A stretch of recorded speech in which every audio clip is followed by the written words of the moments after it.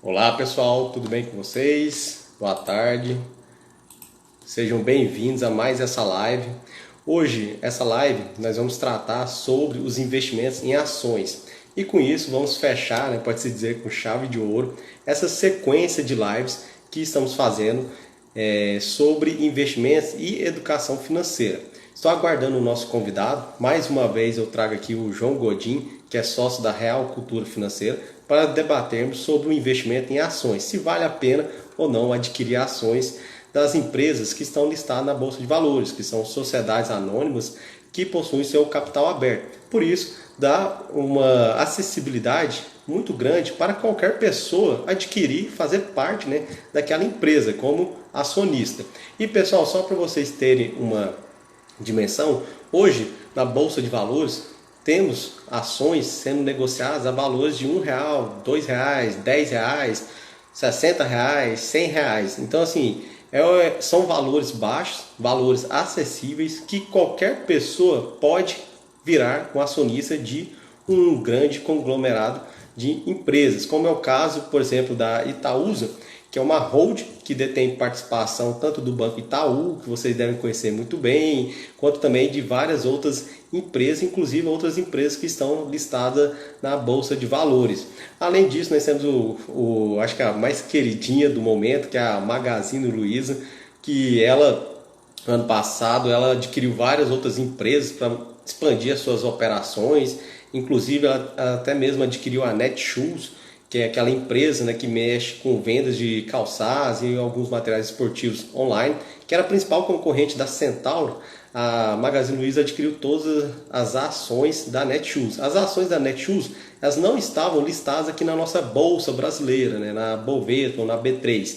Ela estava sendo negociada na bolsa dos Estados Unidos. E a Magazine Luiza foi lá e adquiriu todas as ações da Netshoes e hoje ela é a dona da Netshoes, mantendo essa concorrência direta com a própria Centauro, que fez a sua abertura de capital no ano passado. Tá? Para quem não sabe, a Centauro antigamente não estava listada na Bolsa de Valores e fez o seu IPO, ou a sua oferta pública, ano passado, mais ou menos em meados de março, por aí, abril, que ela iniciou também a negociar suas ações na Bolsa de Valores. E temos vários outros exemplos aí, como por exemplo, Via Varejo, que é dona da Novo Mundo, acho que do Ponto Frio, Casas Bahias também, várias outras empresas, por exemplo, os bancos, os maiores bancos do Brasil, quase todos estão listados na Bolsa de Valores, exceto a Caixa Econômica Federal, que ainda não está listada, mas o Banco do Brasil, Santander, Itaú, Bradesco, temos o BTG Pactual, o BMG, que é o banco lá de Minas Gerais. Todos esses bancos estão listados na Bolsa de Valores. Acredito que todo mundo que está aqui nessa live já foi ou é cliente desses grandes bancos e possui essa oportunidade de virar sócio deles adquirindo as suas ações. Tá, pessoal? O nosso convidado ele disse que vai atrasar um pouquinho, mas assim que ele entrar eu já convido ele para participar aqui da nossa live. Aproveitando, para não entrar demais no assunto sem a participação do nosso convidado especial, quem assistiu a live de ontem, nós estávamos falando sobre fundo de investimento imobiliário. E só para concluir aquele raciocínio sobre os fundos de investimento imobiliário, que faltou falar em razão do tempo, que é bastante curto, os fundos de investimento imobiliário eles possuem alguns segmentos. Então, hoje, atualmente, eles possuem mais ou menos 4 segmentos, pode-se dizer, os fundos de investimento imobiliário, que são os fundos, 4 tipos, perdão, que são os fundos de papéis, os fundos que investem em outros fundos de investimento, são chamados FOFs, os fundos de tijolos e os fundos de desenvolvimento. E dentro desses tipos de fundo tem algumas subdivisões, alguns segmentos específicos, principalmente no caso, por exemplo, dos de tijolo, que hoje nós temos os fundos de investimento imobiliário do segmento de galpões logísticos, de lajes corporativas, temos também alguns fundos de tijolo do segmento de shoppings, de setor educacional, tá? De agência bancária. Por incrível que pareça, há fundos imobiliários que o seu patrimônio são agências bancárias, então eles vão lá e adquirem aquele imóvel onde está concentrada aquela agência bancária. Salvo engano, o Banco do Brasil, todas as suas agências elas são de um fundo imobiliário que é listado na Bolsa de Valores. Então tem esses segmentos de fundo de investimento imobiliário, que faltou só falar isso para encerrarmos a live de ontem, e hoje vamos tratar mais das ações. Enquanto o João vai entrando aqui, eu vou passar para vocês, né, o primeiro passo. Né? Então é isso. Yuri, o que são ações, onde que elas são negociadas, como que eu faço para adquirir essas ações dessas empresas? As ações, pessoal, é como se fosse uma pequena parcela do capital social daquela empresa. Né? Aqui nós estamos tratando, quando falamos de ações negociáveis para qualquer pessoa, estamos falando das sociedades anônimas de capital aberto. Então, toda empresa e toda sociedade, elas precisam ter o seu capital social. E essas sociedades anônimas, elas, quando estão listadas na Bolsa de Valores, é porque elas abriram o seu capital para o mercado. Ou seja, ela disponibilizou que essas pessoas participem daquela sociedade através da modalidade de acionistas. E como acionistas, têm certas proteções que uma pessoa como sócio comum de qualquer empresa, por exemplo, uma sociedade limitada, não teria tanta proteção assim. Então já começa por esse passo. E essas ações, elas representam, né, teoricamente, uma parcela daquela empresa, tá? Por que eu falo teoricamente? Porque as ações, pessoal, regra geral, elas sempre possuem, vamos dizer, um ágio no seu valor. Né? Quando você entra, por exemplo, na Bolsa de Valores para verificar a cotação dessas ações, o preço delas para você adquirir e se tornar acionista daquela companhia, o que acontece? Regra geral, esse valor está sempre superior ao valor patrimonial daquela companhia. Tá? Nós vimos ontem que os fundos de investimento imobiliário atualmente estão negociando com esse que é chamado de ágio, né? Então é um valor acima do seu valor patrimonial, e as ações, elas, regra geral, sempre negociam até mesmo mais do que isso. Ontem pegamos como exemplo, acho que o MXRF, que o João foi analisar no final da nossa live, e ele estava negociando a 7% acima do seu valor patrimonial. Nas ações é comum você ver essa negociação, esse ágio, com um percentual até mesmo 3 vezes maior do que o valor patrimonial. Não se assustem se vocês forem utilizar esse P sobre VP, né, esse indicador, como medida para saber se vale a pena ou não investir nessa ação. Por isso que vocês devem utilizar vários outros indicadores, até mesmo indicadores fundamentalistas, para saber se vale a pena ou não investir em determinada companhia, ou seja, adquirir as suas ações. Então eu trouxe aqui uma série de indicadores, a minha lista, né, que particular, que eu utilizo para analisar se vale a pena ou não comprar uma ação de uma empresa. É uma lista um pouco extensa, mas eu vou passar aqui um pouco para vocês dessa lista, e quando o nosso convidado acessar a live, eu pergunto quais são os indicadores que ele utiliza e nós fazemos esse bate-papo. O primeiro indicador que eu utilizo, pessoal, é o dividendo yield, que é bem parecido com o indicador dos próprios fundos de investimento imobiliário. Né? Então, quando nós falamos de dividendo yield, nós estamos falando mais ou menos da rentabilidade. Ao passo de que, por exemplo, se você compra uma ação, vamos colocar aqui do Itaú, ou uma ação do Itaúsa, melhor, vamos colocar aqui uma ação da Itaúsa, custa R$10, você comprou aquela ação. No período de 12 meses, através dos seus pagamentos de dividendos ou juros de capital, no percurso de 12 meses, ela te paga R$1. Então, nós temos aqui o nosso dividendo yield, que seria 1 sobre 10, que daria, então, 10%, e esse seria mais ou menos a rentabilidade do... E aí, João, tudo bom? Valeu, pessoal, desculpa aí o atraso, estava no meio de uma reunião aqui, e aí uma reunião de urgência, mas cá estou pronto para contribuir aí.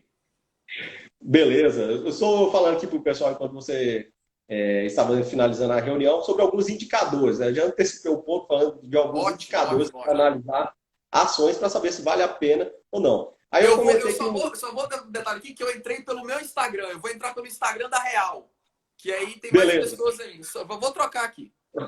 Tá, tranquilo. Então, pessoal, esse seria o nosso primeiro indicador, né? O dividendo yield, seria essa rentabilidade. Então, e vocês devem observar que, quando nós falamos, por exemplo, de fundo de investimento imobiliário, regra geral, eles distribuem 95% dos seus lucros. E por que isso, Yuri? Porque para obter isenções fiscais, né, da parte tributária, IRPJ, CSLL, o que acontece? Eles são obrigados a distribuir isso. Já as empresas, né, as companhias que estão listadas na Bolsa de Valores, elas não são obrigadas a distribuir esse montante todo dos seus lucros. Né? Elas podem distribuir, por lei, no mínimo 25% dos seus lucros e fazer alguma reserva, ou se o seu estatuto prevê percentual diferente, é aquele percentual que está lá. Tá? Então, nós temos esse primeiro indicador, que é o dividend yield, mas tem que tomar cuidado quando você analisar os lucros daquela empresa, porque aquele lucro que ela gerou naquele período não quer dizer que ele será totalmente distribuído para os seus acionistas, porque ela pode fazer, além das reservas legais, ela pode fazer alguma reserva para ampliar a empresa, né? Que é bastante comum isso acontecer. E aí, João, tudo certo agora? Tudo top. Estamos aqui pronto para mais uma live, né? Mais uma live que as pessoas agora elas não aguentam mais lives, né? E cá estamos em mais uma, né? Mas é muito bom poder assim falar, porque ainda mais da forma que você me dá liberdade para falar. Porque se tem uma coisa que eu não gosto é falar de investimento. Eu gosto de falar de investidor. Não, mas é sério, porque essa história de falar qual que é o investimento da moda, então já vou fazer aqui um disclaimer, né? As pessoas que eventualmente estão assistindo a live esperando que eu vou falar sobre qual que é a melhor ação, falar de Qual que é entra a na próxima Magazine Luiza ou Magazine? vamos comprar a ação da Oi, né? Eu não vou fazer isso hoje, né? Eu quero realmente explicar para as pessoas qual que é o processo para se investir em ações, mas sobre uma ótica de desenvolver o investidor e não falar de ativo, né? Então, assim, eu agradeço até a oportunidade de poder falar dessa forma, porque é o que eu realmente acredito que entrega resultado e é o que eu tenho visto na prática de sucesso entre os clientes que a gente atende. Isso, beleza. E pessoal, por isso que nós estamos trazendo essa live para colocar para vocês, né? Perdão. Esse senso crítico, né, João? Eu acho que a pessoa tem que ter o seu próprio senso crítico. Aí nós trazendo alguns exemplos aqui, por exemplo, de métricas, né? Até mesmo estou colocando as métricas pessoais que eu utilizo para analisar, para saber se eu vou investir ou não. Mas o intuito é justamente isso: vocês assistirem a live, pegar esse conhecimento, absorver, estudar, tá? Que é importante vocês estudar, não ficar só preso a assistir alguns vídeos ou algumas lives aqui no Instagram, mas estudar para vocês traçarem justamente quais são as suas métricas pessoais para saber quais são os investimentos que vão fazer sentido para você ou não. Aproveitando assim, já falando um pouco dessas métricas, eu falei do P sobre BP, que é uma métrica bastante utilizada. Não, eu vou falar que ela não é divisor de águas, mas o pessoal gosta de utilizar essa métrica, né? E eu estou fazendo um comparativo. Boa noite. Estou fazendo um comparativo que nas ações é comum que o P sobre VP seja muito superior em relação, por exemplo, aos fundos de investimento imobiliário. Que os fundos geralmente negociam 7, 10, até 20% do seu valor patrimonial. Já agora, as empresas listadas na Bolsa de Valores, né, as companhias de capital aberto, é comum vocês observarem um P sobre VP de, por exemplo, 3. Ou seja, o preço de mercado hoje está 3 vezes mais do que seu valor patrimonial. Até mesmo de 10, pessoal. Tem companhias que estão a 10 vezes, 100 vezes. Vocês pensam assim, nossa, eu jamais investiria nessa empresa. Mas tem pessoas que investem, tá? Investem. Por quê? Porque esse indicador, de forma isolada, não faz sentido. Você concorda, João? Concordo, cara. Eu até, conversando com uma cliente mais cedo, ela me perguntou sobre endividamento de empresa, né? E tem uma referência que é meio que padrão de mercado, que é você não entrar, ou melhor, que é você botar o pé no freio, ligar o sinal de atenção quando você tem empresas que a dívida líquida dela, a dívida corrente, é 3 vezes o EBITDA. Né? Isso. Vamos dizer, o lucro operacional. Eu posso chamar de lucro operacional? O resultado da operação é EBITDA? Posso, né? Pode. Então, eu falo que é isso mesmo. Então, assim, ou seja, ela está endividada. Ela precisa de 3 anos da operação dela para pagar a dívida. Mas, por exemplo, se você vai olhar a ação da JBS, né? Ela nunca, desculpa, a ação não, a JBS, a empresa, ela nunca teve menos de 2,4. Teve anos, assim, ela sempre foi endividada. Mas aí onde é que está o capital dela? Está em boi, que tem alta liquidez. Então, nunca pode analisar um número friamente, né?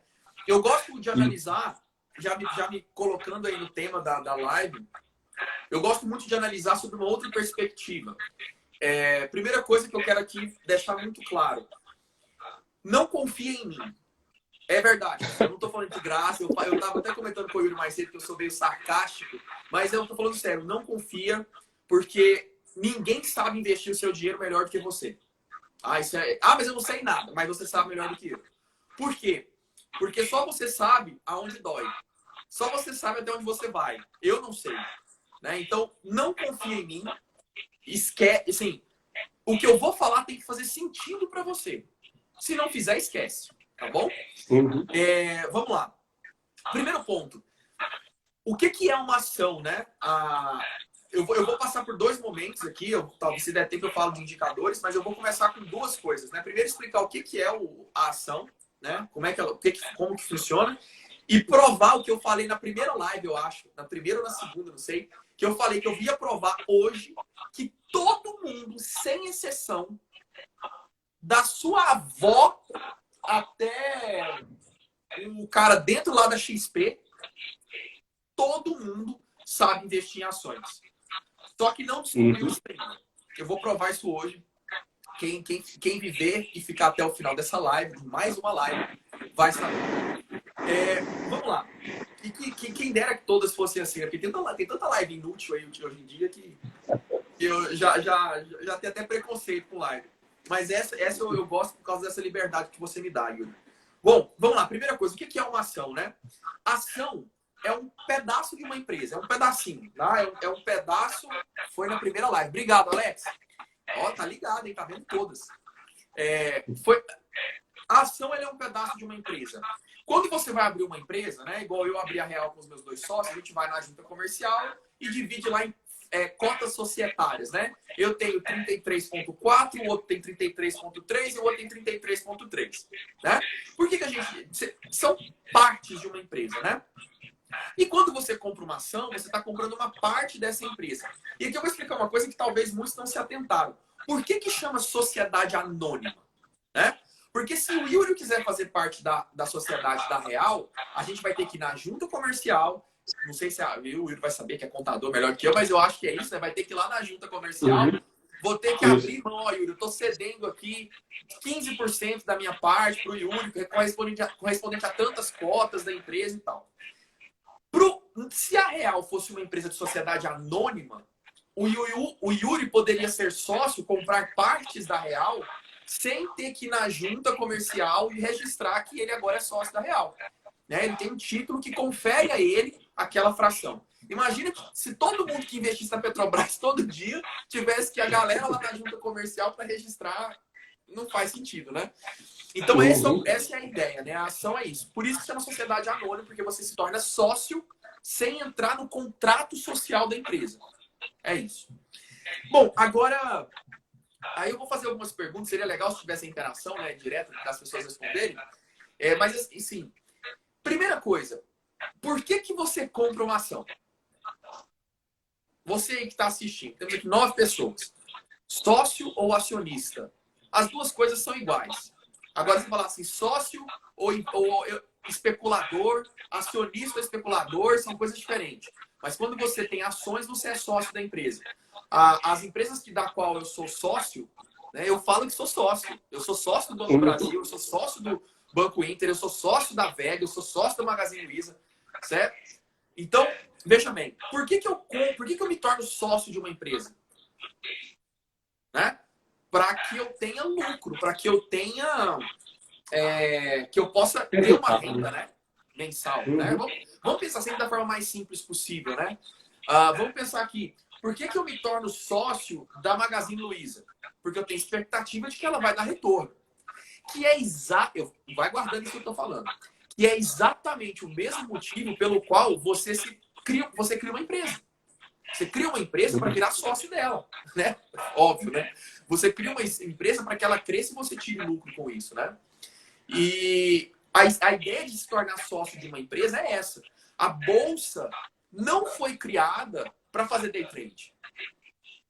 A bolsa foi criada, a bolsa de valores, ela foi criada para que a gente pudesse transacionar valores sem a necessidade do bem físico, do bem tangível.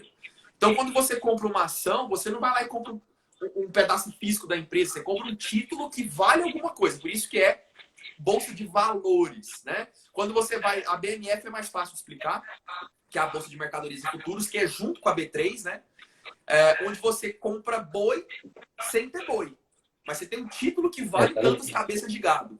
Né? E às vezes é um gado daqui a 2 anos, que nem nasceu ainda. Então, você compra valores, você não compra o bem em si.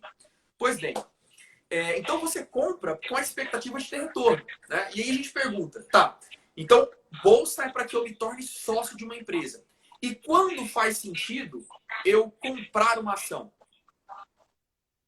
vamos sempre trocar ou comprar uma ação para ficar mais tangível. Quando faz sentido você se tornar sócio de uma empresa?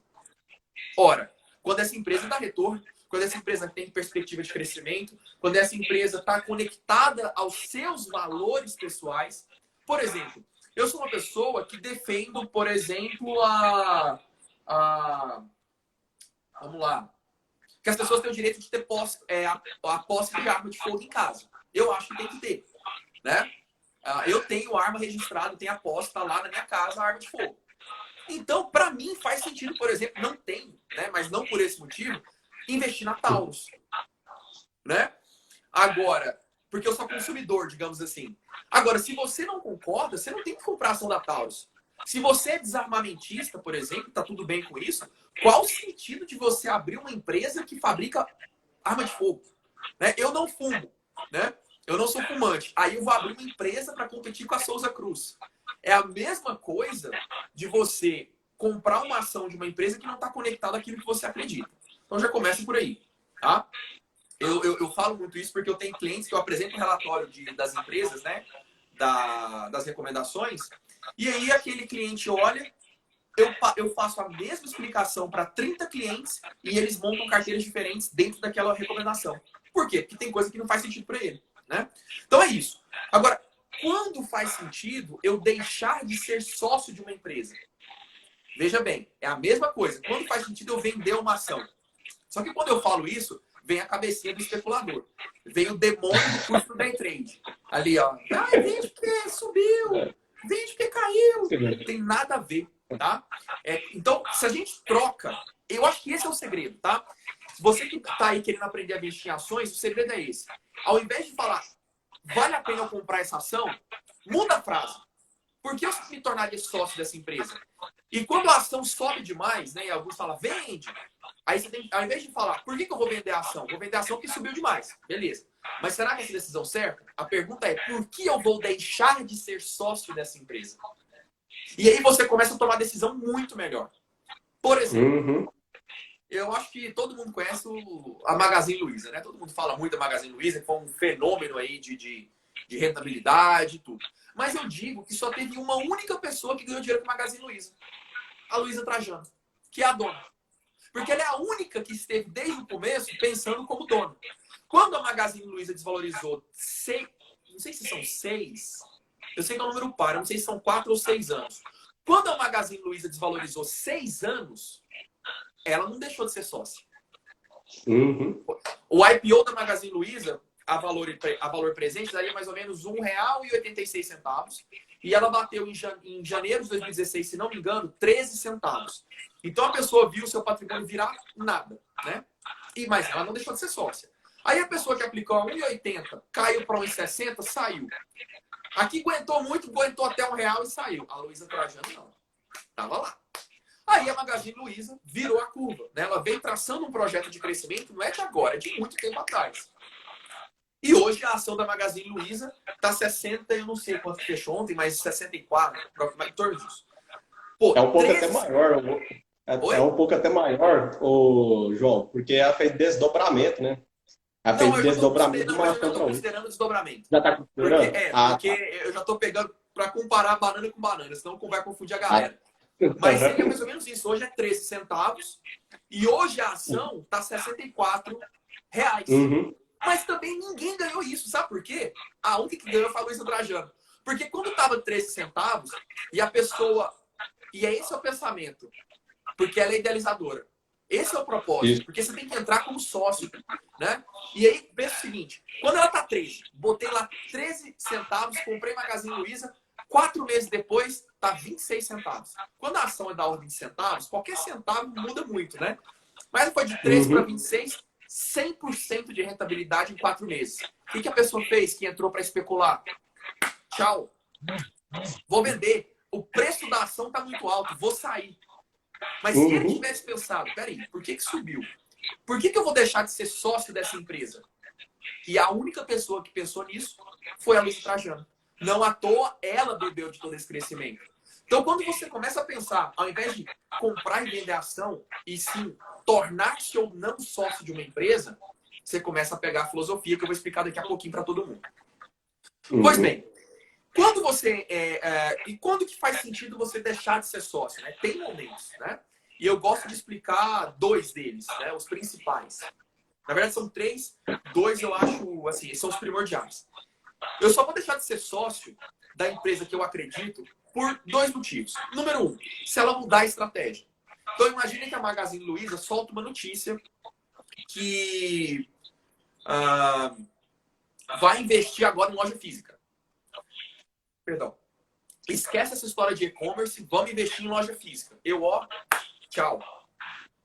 Não vou esperar recuperar, porque se a Magazine Luiza hoje cair pela metade, eu vou continuar dentro dela. Não vou sair. Agora, se ela cair um pouquinho, porque ela soltou a notícia de que vai parar de investir em e-commerce, eu saio. Ela mudou a estratégia que me fez me tornar sócio da empresa. E tem um outro motivo, e esse é muito bacana, que é quando eu vou realizar um sonho que eu me programei, que eu planejei, que eu realizaria à medida que eu constituísse um patrimônio através daquelas ações. Então, tenho o desejo de, sei lá, não é meu desejo, mas construir uma casa num condomínio fechado daqui a 10 anos. Então, o que eu faço? Eu vou simplesmente vender aquelas ações no prazo que eu estabeleci, não importa o preço que esteja, né? Subentende-se que em 10 anos ela vai estar mais cara, né? E aí você realiza aquele desejo. Então só tem esses dois únicos motivos. Tem um terceiro que eu não uso, mas que é legítimo, tá? Que é quando você entra, a empresa super valoriza, tá? E aí você tem uma valorização do tipo igual para o Magazine Luiza, você sai, ela tem uma valorização, a gente chama de pernada, né? Uma coisa assim, íngreme para cima. Você sai aguardando que aquilo caia, porque tem movimentos de correção, para entrar mais barato de novo. E comprar mais ações ainda. Porque imagina que você compra 30. Aí ela vai para 60. Custo de oportunidade. Oi? Custo de oportunidade. Isso. Então, eu compro a 30, 10 ações. Elas vão para 60. Então eu vendo a 60, espero cair para 40 e compro mais ações, mas eu não estou saindo da empresa. Eu estou querendo me tornar mais sócio ainda. Tá? Mas esse é um movimento que ele é mais delicado e ele não surte tanto efeito no final das contas.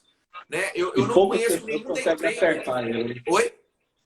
Poucas pessoas conseguem acertar esse movimento de mercado. Não, cara, eu acho que todo mundo acerta em algum momento, mas é tipo dado. Se você falar vai dar 5, uma hora vai sair 5 no dado. Sabe? Aí você tira uma foto, posta no Instagram e fala como criar descubra o que ninguém te contou sobre tirar 5 no dado. E vende aquela porra daquele curso. Mas todo mundo ignora, a pessoa que faz isso ignora tudo que ela errou antes, né? Agora, eu conheço gente que é bilionária em ações.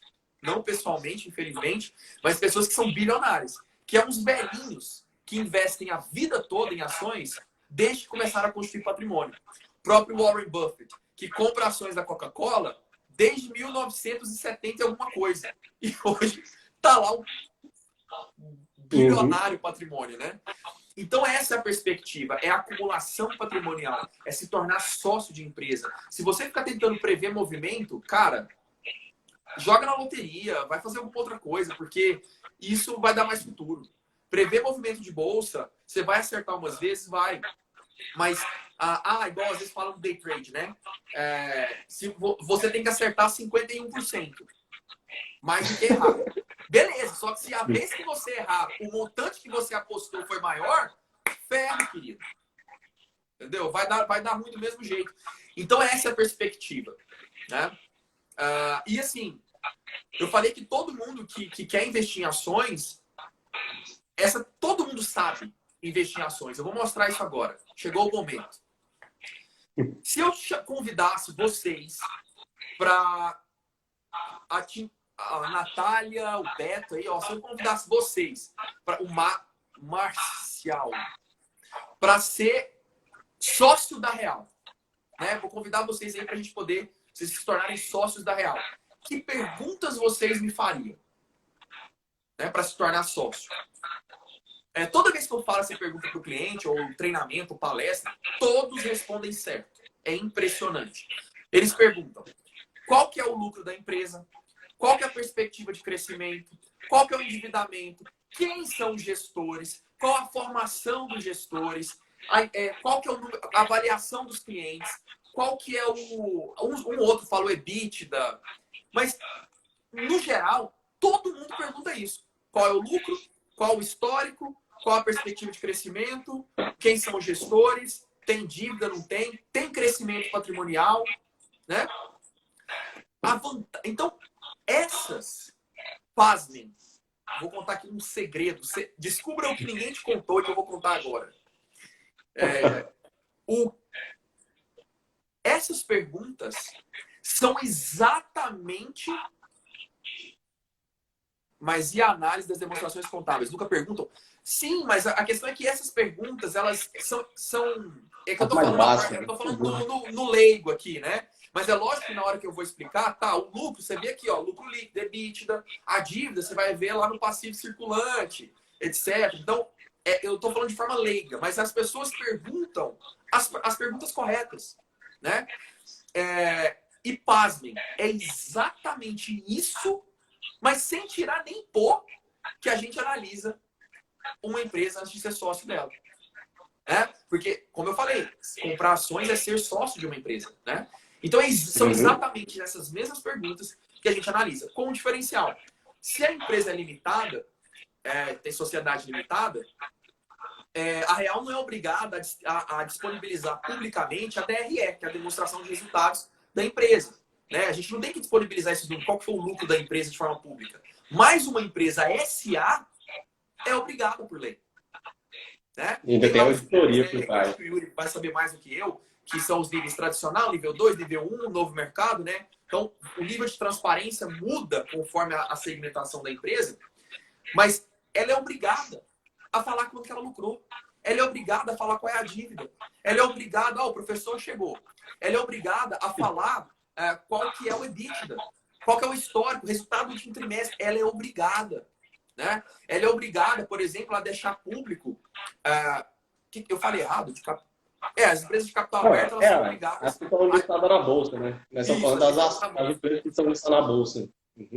Então, é muito simples você entrar de sócio numa empresa como essa, porque você tem todas as informações que você perguntaria para ser meu sócio de forma pública. E aí, eu acho assim, às vezes eu fico pasmo, porque eu não consigo entender o medo das pessoas investirem em ação. Por outro lado, essas mesmas empresas, essas mesmas pessoas investem no curso de day trade. Mas eu vou dizer por quê. Porque essas pessoas estão preocupadas com a promessa de ficar rico rápido. Eu vou começar a ficar puto aqui, você vai ter que me cortar. Porque, assim, a pessoa que não sabe investir em ação e nunca vai saber é aquela pessoa que olha para procura no Google como ficar rico em um mês. Como ganhar dinheiro com day trade, com dinheiro rápido. Como ficar rico em um mês. Gente, quem tem acesso a marketing, consegue pesquisar, pesquisa no Google. No Google Trends, que é para você ver qual que é o volume de busca daquilo ali. Digita lá, como ficar rico em um mês. Milhões não, da última vez que eu li, dava centenas de milhares de pessoas buscam isso. Meu Deus! Né? E essa pessoa, ela não está preocupada em pensar em ser sócia, ela quer especular e ela vai perder dinheiro fatalmente. Esses números que o Yuri estava falando, né, dos múltiplos, né, das empresas, são desdobramentos para refinar a análise, né, para você ver se é um bom momento de entrar. Por exemplo, você falou do preço sobre lucro, Yuri? Eu ia falar, eu falei do P sobre VP, né, dividendo yield, aí tem também o preço sobre lucro, liquidez, DRE, então o nosso colega contador que estava comentando, isso de gestão contábil, tá? Que assim, eu vou falar um contexto geral, João, aí você me fala, por exemplo, às vezes, com base nos seus clientes, quais são os que eles mais procuram. Mas, por exemplo, eu que sou contador também, o que eu procuro olhar, né?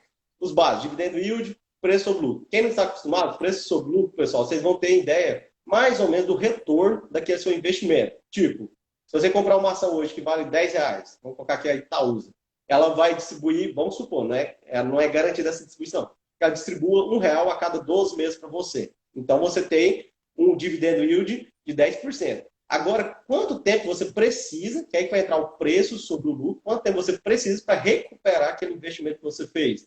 Aí que entra o PL, né? O preço sobre o lucro. Daria, nesse caso aqui, R$ 10 dividido por R$ 1, daria 10 anos. Então, em 10 anos, você recupera o seu capital investido ali. Outro que eu utilizo, DRE, eu analiso o DRE daquelas companhias que estão abertas, principalmente para buscar alguns aqui que eu até anotei para não esquecer.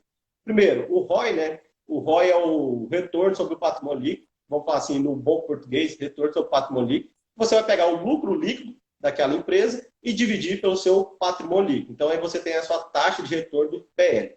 Tem também a margem líquida, que é o lucro líquido sobre as receitas líquidas. Receitas líquidas são aquelas que você já deduz, por exemplo, o IPI, para as empresas que mexem com indústria, e também você deduz aquelas vendas canceladas, devolução de mercadoria, essas daí também. Aí você chega na sua receita líquida, tá? Então, você pega essa receita líquida e divide essa sua receita líquida. Você pega o lucro líquido e divide pela receita líquida, você vai ter a margem líquida daquela empresa. Também tem a margem bruta, né? Para quem quer fazer destrinchar um pouco sobre os lucros daquela empresa.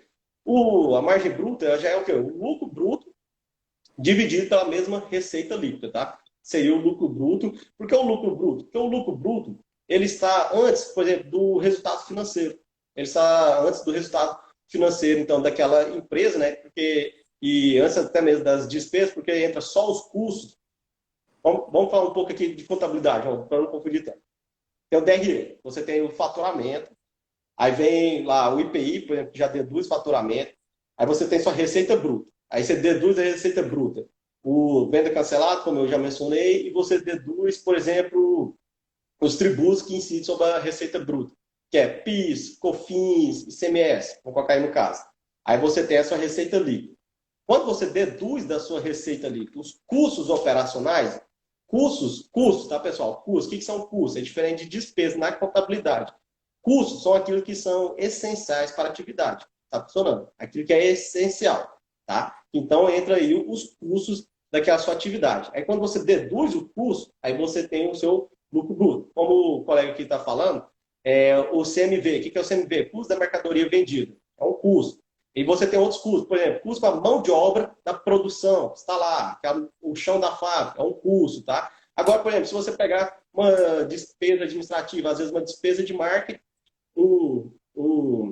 uma saída financeira para marketing, não pode ser utilizada, às vezes, como custo, tá? Não pode ser, às vezes, como custo da empresa, pode ser que entre na despesa. Aí isso vai fazer a diferença no lucro bruto.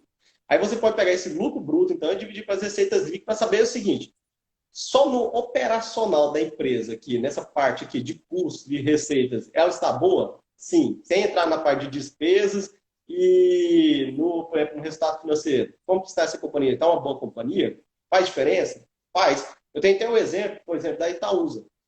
A Itaúsa é uma holding de investimento, que ela detém praticamente 37% do Banco Itaú, por isso que ela chama Itaúsa, mas tem participação em outras empresas.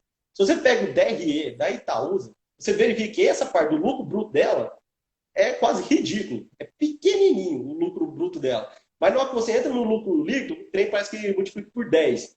Por quê? Porque vem os resultados financeiros, que são os resultados das participações que ela recebe dos resultados das empresas em que ela investe. Seria que, por exemplo, como você, por exemplo, eu e o João. João, vamos montar uma hold de investimento? Nós montamos uma empresa que vai comprar ações de outras empresas. Então, vai João, fazer curso day trade. Não, Deus me livre. Mas, João, vamos comprar ações da Real? Vamos comprar a ação da OTT Contabilidade? Vamos comprar aqui do nosso colega aqui da Prime Gestão Contábil? A Itaúsa seria mais ou menos isso. Ela sai comprando ações de outras empresas. Então, no operacional dela, o resultado é pequeno. Mas se você olha o resultado final, então, o lucro líquido, a margem líquida dela é muito alta. É muito alta. Tá? Aí eu olho, como você mencionou, alguns indicadores, como, por exemplo, liquidez corrente, liquidez geral, endividamento geral da empresa, saber se ela às vezes está alavancada ou se ela não está alavancada, solvência geral, que solvência geral, o pessoal pensa o seguinte: vamos pegar tudo dessa empresa, que são os ativos, né? Tudo quanto é que coisa que ela tem lá nos ativos, vender para ver se consegue pagar o passivo circulante e o passivo não circulante, que são as obrigações daquela empresa. Isso seria, por exemplo, a solvência geral. Então, tem também uma análise que eu faço, que é a análise horizontal, que você vai comparar determinadas contas específicas no horizonte de tempo. Então, vamos comparar 2019 com 2018, 2017, 2016, que aí você já consegue verificar, por exemplo, as receitas, elas cresceram, qual foi o percentual de crescimento nesse intervalo? As despesas e os custos cresceram também, mas o lucro cresceu? É mais que isso, vamos falar dos dividendos, o pagamento, né, o payout cresceu, como é que ele está, como é que está essa razão? Então, são alguns desses indicadores um pouco mais técnicos que eu acabo utilizando para saber se vale a pena eu investir em determinada empresa, se não vale a pena. Mas eu acho que assim, está ficando muito técnico demais. O que você acha, João? O que você Cara, utiliza? eu acho que você manda muito bem. Só que antes de eu tomar a decisão para investir, eu não olho nada disso. Eu vou olhar isso lá na frente. Eu acho que é o seguinte, eu vou compartilhar daqui a pouquinho, eu vou fazer aquela gambiarra para mostrar a minha tela para vocês, para mostrar como é que eu faço a análise prévia, né? Antes de passar um fio, eu faço um filtro antes. Eu nunca compro uma empresa porque está barato, até porque eu não sei o que é uma empresa barata ou uma empresa cara antes de olhar os números da própria empresa. Né? A ação tá sendo... Por exemplo, vou citar o meu exemplo. Eu tô achando a Magazine Luiza cara desde quando ela tava R$18. Né? R$18 que eu falo, tava 180, né, o ano passado. Mas aí splitou. Quando ela tava R$18 em relação ao preço de hoje, ela tá 64. E eu fiquei enrolando. Não, tá caro, tá caro, tá caro. Comprei a 39, esperando que ia cair para eu comprar mais e só subindo, né? Então, esse negócio que o Yuri falou é importante. Eu olho muito os múltiplos também, por exemplo, preço sobre lucro, para a gente ter uma noção de se...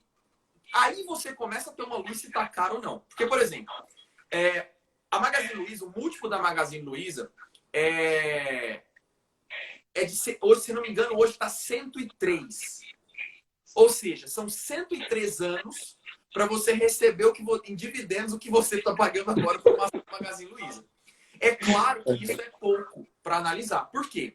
É óbvio que quem entra agora não está preocupado em receber dividendos de 103 anos, né? Ele está preocupado com o crescimento da empresa em um mercado absolutamente inexplorado no Brasil. Né? Se a gente for comparar com o mercado de e-commerce dos Estados Unidos, o Brasil nem nasceu ainda, está em um embrião. Né? Então, absolutamente incipiente. Uma empresa que hoje é líder de e-commerce no Brasil, do varejo, e que tem um mercado brutal pela frente. Pois bem, qual que é a perspectiva? Que essa empresa vá subir o valor dela, ela vai ter um crescimento patrimonial e, consequentemente, com esse crescimento do mercado da Magazine Luiza, ela vai receber mais lucros com isso, o que vai diminuir essa relação de 103 para o preço atual. Tem um cara que você deve conhecer, Yuri, que eu sou, assim, fã dele, né? Que é um gestor de um fundo aqui, você deve... Já sabe quem que eu tô falando?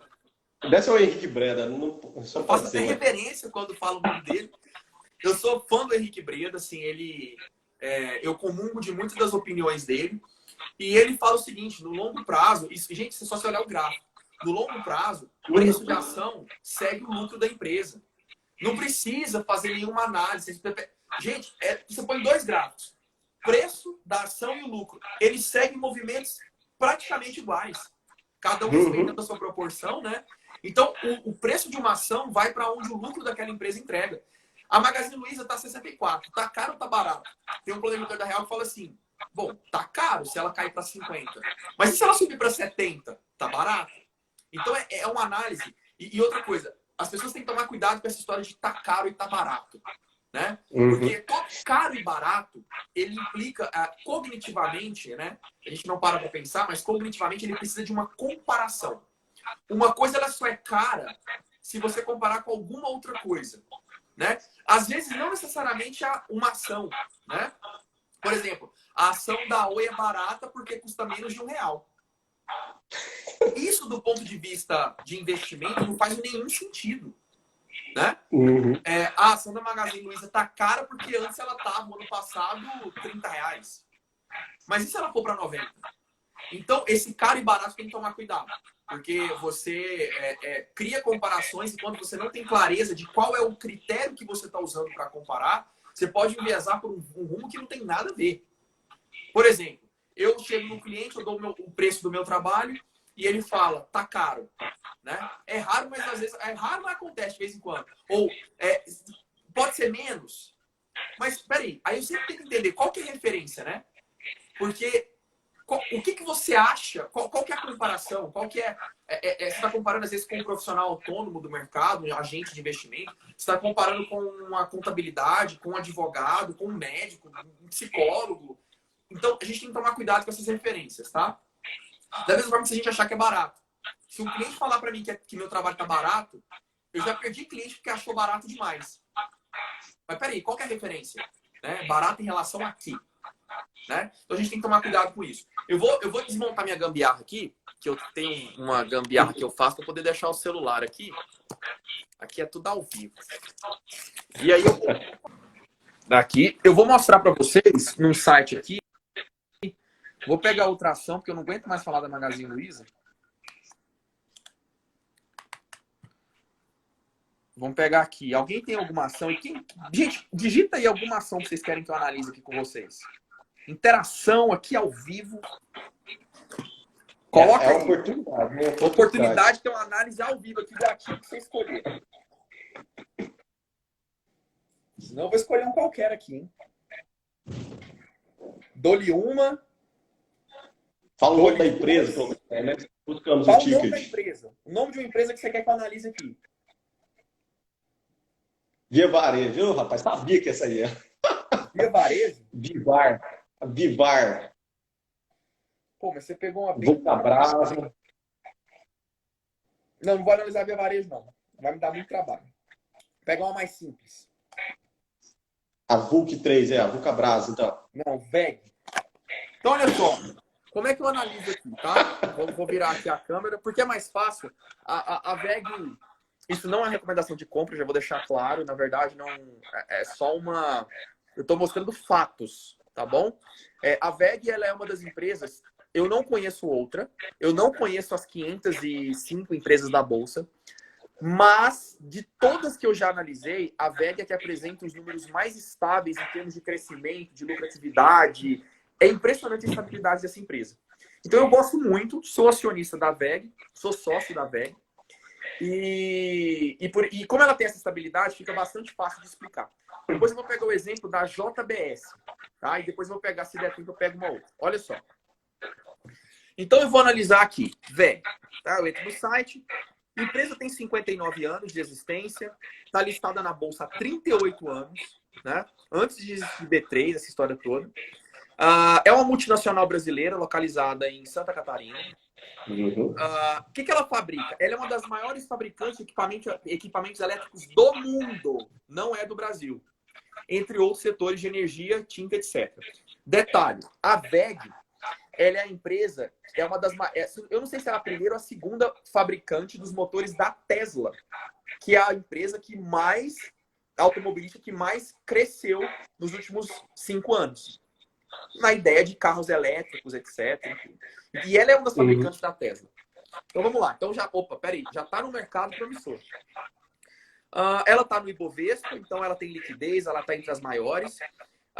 O segmento de listagem dela, eu não vou entrar aqui nesses detalhes, porque são um pouco mais técnicos, e eu não quero me envolver muito, para não perder muito tempo. Mas ela é uma empresa que tem excelentes níveis de governança, transparência, etc. Tá? Ela tem um free float de 35%. O que significa isso? Que 35% das ações dela que dão direito a voto no conselho estão no mercado.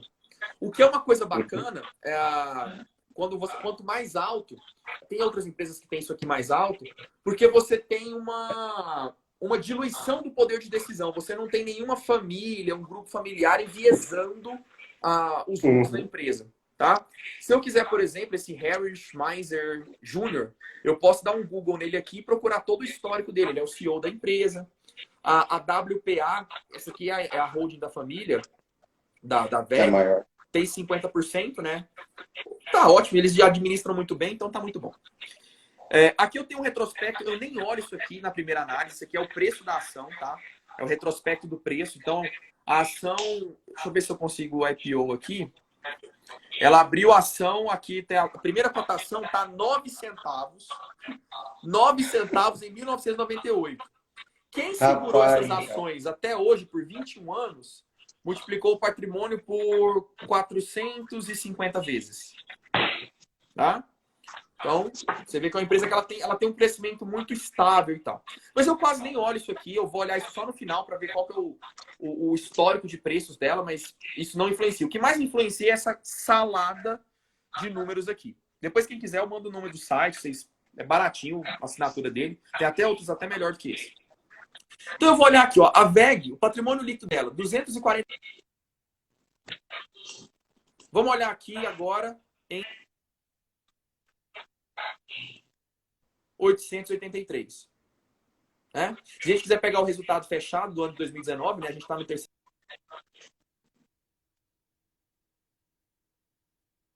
eu acho que O de travou. 2019, 8 bi. Oi? 8 bi e 900 milhões. Então, claramente, é uma empresa que o patrimônio líquido dela cresceu substancialmente. Vamos olhar aqui agora a receita líquida. 319 milhões. E hoje é 14 bilhões. Claramente, ela cresceu. Né? A empresa ser sócio da VEG significa que está sócio de uma empresa que cresce. Vamos olhar o EBITDA? Então, olha aqui, ó, 53 milhões. E aí você vai olhando os números, só aumentam. Tem uma oscilação ou outra aqui, né? Teve um ano aqui que ela caiu, depois recuperou. E você vai acompanhando, olha o salto. 2,4 bilhões de reais. Aqui nós temos as despesas de D&A, mas eu vou direto para cá, ó. Vou pular o EBIT, vamos para o lucro líquido. Vamos ver o que sobrou no final de tudo. 30 milhões de lucro em 95 e hoje 1 bi e 700 de lucro. Meu Deus do céu. Por que não ser sócio, né? Margem líquida. A margem líquida tende a não se alterar numa empresa já muito sólida, que já tem processos muito estáveis, né? Isso aqui é o resultado da operação, né? O quão eficiente foi a operação, você analisa através da margem líquida e do ROI, né? Então, também uma empresa que tem um ROI estável, margem líquida estável. Aqui eu gosto de analisar isso aqui, ó. O que ela tem.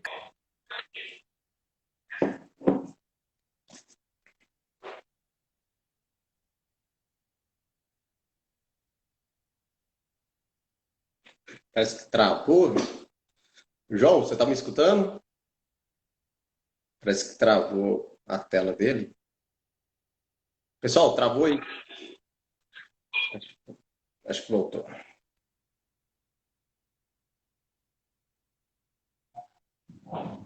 Voltei? Voltou. Beleza. Então a VEG, ela tem 2,4 bi de dívida, né, líquida, e o caixa de 2,9 bi.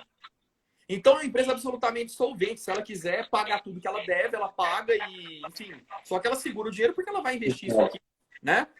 E aqui, por fim, né, eu gosto de dar uma olhada que é no payout, que é o percentual de dividendos que ela paga. Né? Então ela pagou aqui, ó, ela tem uma média ali de 50% do lucro que ela tem, ela paga para os acionistas. Então, não é uma das que mais distribuem dividendos, apesar que eu invisto na VEG numa perspectiva de crescimento da própria empresa, né? E não necessariamente da distribuição de dividendos. Que, deixa eu ver aqui, ó, lucro por cotação. Lembra que eu falei que o preço da ação acompanha o preço, o lucro da empresa? Então, olha só, essa linha amarela é a cotação da empresa. E a linha verde é o lucro que a empresa distribuiu. Olha só. Ela cresce junto. Hoje, a cotação está acima, né, do lucro, digamos assim, em linhas gerais. Quer dizer que ela está começando a ficar cara. Mas quer dizer que se o lucro continuar aumentando, ela vai continuar subindo. Tá? Então, isso aqui é como que eu analiso uma empresa. Agora tem até outros números aqui, ó, de remuneração dos administradores, que é para ver se aquele sócio não suga a empresa.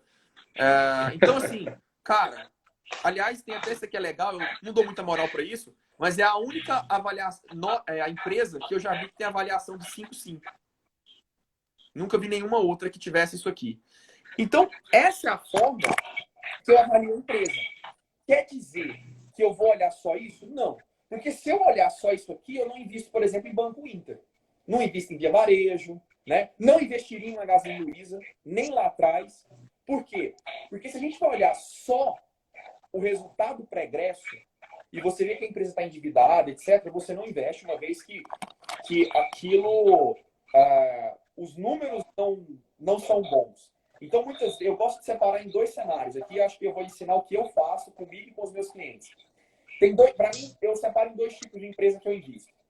Tem as empresas que são promessa, que elas estão na vanguarda de uma mudança de consumo das pessoas. Então, por exemplo, bancos digitais, e-commerce, energia eólica, energia solar, tudo isso são empresas que eu sou entusiasta.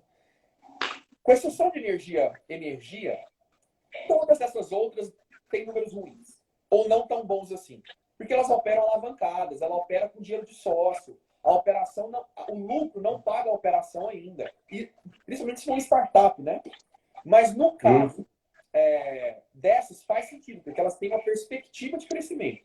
Ou eu invisto em empresas, né? Ou não, né? E invisto em empresas que são gigantes e que têm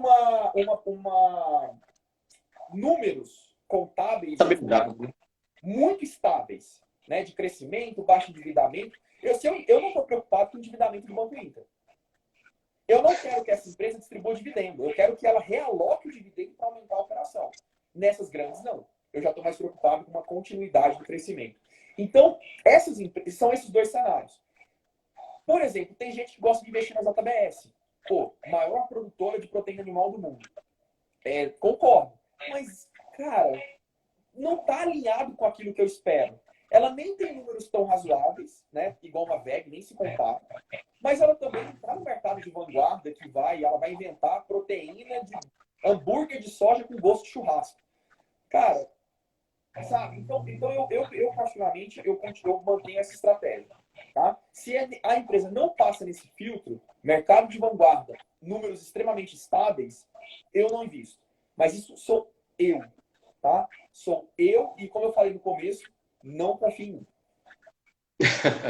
Não, muito bacana, João. Infelizmente já está dando o nosso horário aqui, faltando 2 minutos para encerrar a live.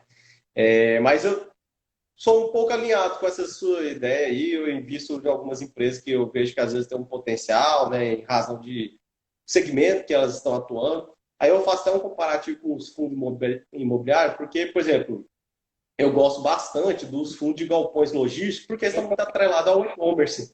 Então, assim, são coisas que, quando você vai fazer uma análise, por exemplo, de ação, você acaba comparando depois, por exemplo, o fundo imobiliário, pois eu vejo uma grande expansão nesse segmento aqui para o Brasil, ainda que, igual você mencionou, eles são bem embrionários, né? Bem embrionários. Então, eu procuro verificar isso nas empresas, elas têm, por exemplo, esse caráter mais de inovação, de investir em tecnologia. Por exemplo, pegando esse gancho com os fundos imobiliários, eu verifico esse setor também, então é um setor que eu gosto bastante, os galpões logísticos. Outro setor que é bem parecido com o que você mencionou, por exemplo, da proteína aí, da JBS, nos fundos imobiliários. Por exemplo, eu não invisto em shopping. Nada contra quem investe em fundo imobiliário de shopping, mas eu não invisto em fundo de investimento de shopping, né? Então, por quê? Porque é muito alinhado a isso. É um meio tradicional, não vejo assim, dando um boom da noite para o dia e não vejo assim, os resultados tendo esse franco crescimento igual os outros podem ter, né? Com a alta demanda, alta procura. Então, são os segmentos que eu utilizo, tanto nas ações quanto também nos fundos imobiliários. Por exemplo, você citou algumas aí, eu devo falar que algumas que você investe, eu já investi, mas eu, custo de oportunidade, acabei pegando e encerrando a posição para investir em outras que eu acredito. Qual?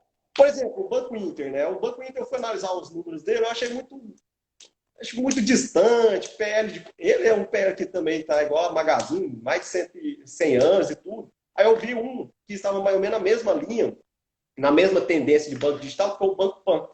E deu aqui, ó, 20 segundos. Mas só para encerrar aqui, né? O Banco Pan.